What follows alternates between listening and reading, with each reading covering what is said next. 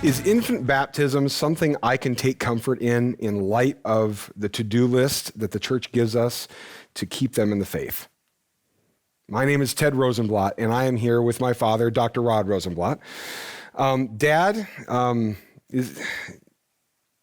infant baptism, is this a happy thing? Or is this just me taking on as a parent this big to-do list of you better? Yeah. A lot of finger wagging here, right? You need to make sure you do that. First of all, it's great news, and I'll try to explain why. What I used to tell my students at Westmont, all of whom were evangelical Christians, was before we start this section, I want you to read the passages. That's the basic coinage. I don't care if you use Bible helps. It was before the days of personal computers. But I said, if you use Nave's collection, that's fine. Or another, that's fine. Your only assignment is to read them. Then we'll start talking about it. But first, it's the assignment that you read every passage. Then, after what you found, we're going to talk about things like, why are there all these almost end-of-the-world serious lists of instructions from pastors as to how baptism and what you counsel to your kids will keep them in the Christian faith for life. In a Lutheran parish, we're going to use the passages. Oh, by the way, you might check passages in an edition of Luther's Small Catechism. Those are always well selected. To not make the parents get another to-do list so much as to comfortably explain to the children how by this seemingly simple method, God acts when they don't. And this is especially clear with infants. All they can do is cry if the guy got the temperature in the water that morning, but they contribute nothing except maybe to start crying. Well, you used to say, you contribute your sin. Yeah. Well, that's what we contribute. Yeah. We contribute our sin. Yeah, that's our part, is sin. But think of the comfort in this if we happen to be right. It removes, hopefully for life, that awful sort of sword of Damocles put over the heads of parents and of children, as if everything lifelong is frightening or terrifying, or I didn't play my part, or I didn't this, or I didn't that. They may have to wrestle with things theological, and probably will, but this one, if we're right, they're delivered from for life. That is, if by baptism, water, and the name of the Trinity, they are actually as infants incorporated into Christ, then they're going to have to work like crazy to get out. It's harder than we think.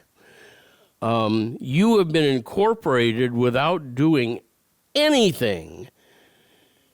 And if you were baptized as an infant, it's an especially clear instance of, gosh, he made me his before I even understood words?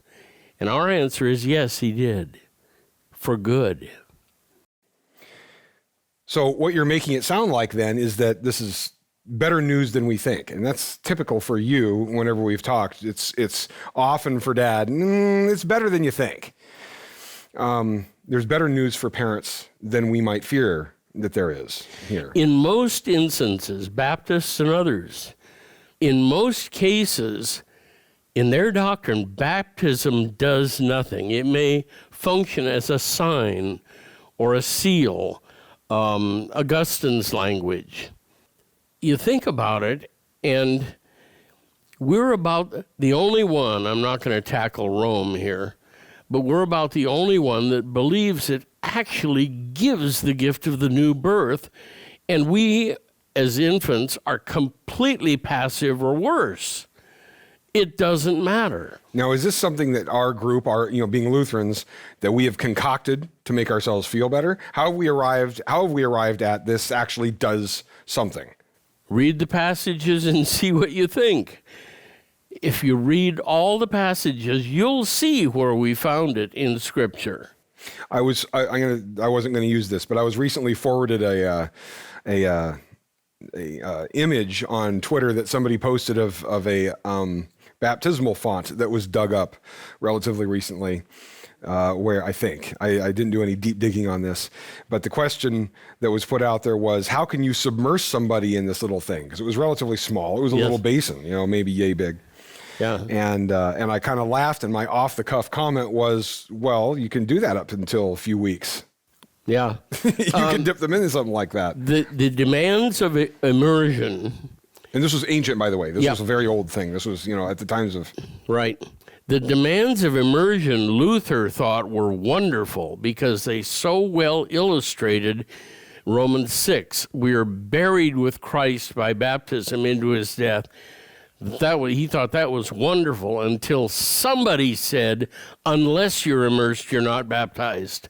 And that was the end of that for Luther. It's like adding law to the gospel. Yeah. It's the good thing is made more constrained when you... The mode became everything. It makes it conditional. Yep. Yeah. Were you immersed? And Luther thought that was great until somebody was teaching, well, if you weren't baptized. Well, was it Monty Python that made the jokes about immersing them for 15 minutes or something to make sure their sins were entirely washed away? Yeah, that's a bad chapter in our history. So, well, they're playing the humor off of the reality, of course. Yeah. It helps us deal with our own dark past when we end up in that position. But it is good news for parents to find out, at least for me, that to find out that the kids receive this thing, and it is in no part due to them, which matches the gospel entirely through Scripture. Yep. That God satisfied these things, and He says it is finished. This is a physical form of how it's delivered.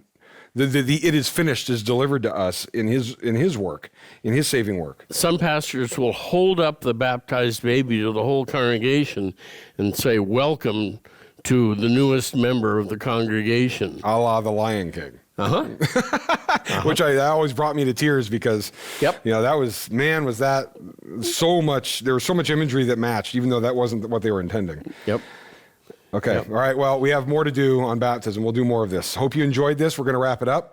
For more materials like this, come to 1517.org. We hope you enjoyed this. We hope you will add this to your podcast list, and we will talk to you soon. Thank you for joining us on Talks with Dad Rod, part of the 1517 Podcast Network. This podcast and all 1517's content is made possible through financial support by listeners just like you. Please visit 1517.org for more, and please consider clicking on the donate button and making a recurring or one-time contribution to help us share this good news in a world which so desperately needs it.